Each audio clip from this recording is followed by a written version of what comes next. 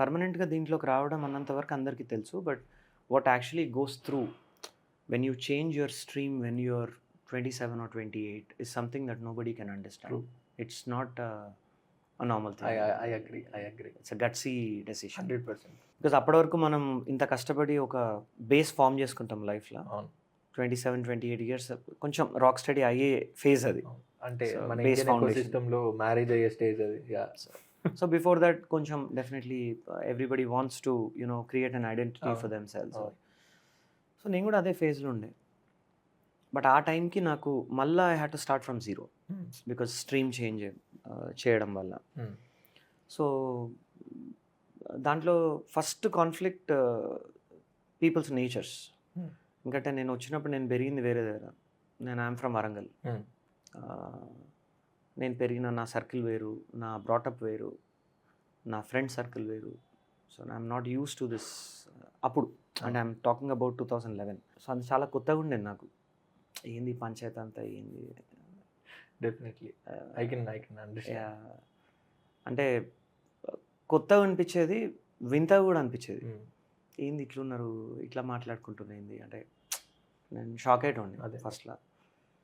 దాని తర్వాత కరెక్ట్గా ఒక 6 months తర్వాత నేను ఇక I thought of calling it off, వెళ్ళిపోదాం అనుకున్నా. అదే my next question was that only. అంటే బికాజ్ ఐ రియలీ ఫీల్ అంటే అలాంటి ఒక కొత్త అట్మాస్ఫియర్లోకి వచ్చినప్పుడు there'll be few instances where you'll feel a little లో.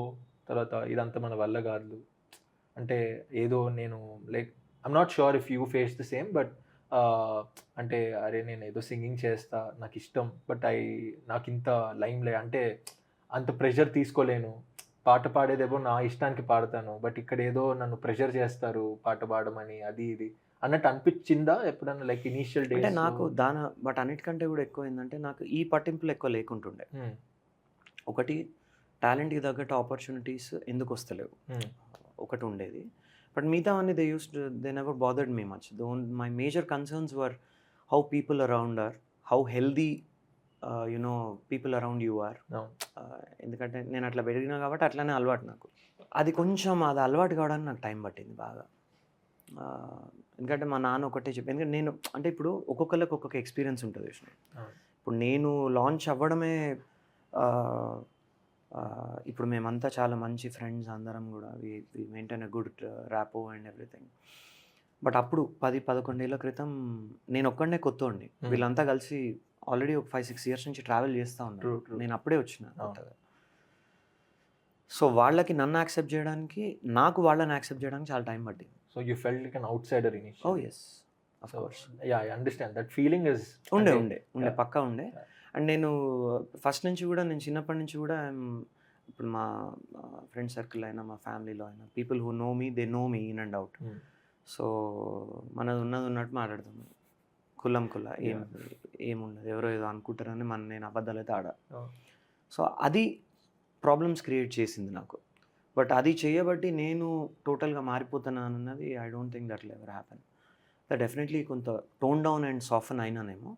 But coming back to your, అంటే I'm just trying to interlink everything. So ఇట్లా స్టార్ట్ అయింది అది. తర్వాత మళ్ళా కూర్చొని మా నాన్న ఒక మాట చెప్పిండు నాకు, అరే నువ్వు వచ్చి 6 నెలలు అయింది, 6 నెలల్లో నువ్వు నీ ప్రెజెన్స్ ఈజ్ బీయింగ్ ఐడెంటిఫైడ్ అంటే you're good at what you're doing. So take it as a positive thing. And already నువ్వు అండర్ గ్రాడ్ అయిపోయింది, పోస్ట్ గ్రాడ్యుయేషన్ అయిపోయింది, మాస్టర్స్ చేసినావు, దాని తర్వాత 3-4 years జాబ్ ఎక్స్పీరియన్స్ ఉన్నది. నువ్వు ఒకవేళ దీంట్లో క్లిక్ కాకపోతే you can any day go back and work. But ఈ ఆపర్చునిటీ అందరికి రాదు. Exactly, true. సో నాకు కూడా కరెక్ట్ అనిపించింది అది. ట్రూ 100%. సో ఆ ఒక్క ధైర్యంతో, and I'm a very very God Fearing and God believing person.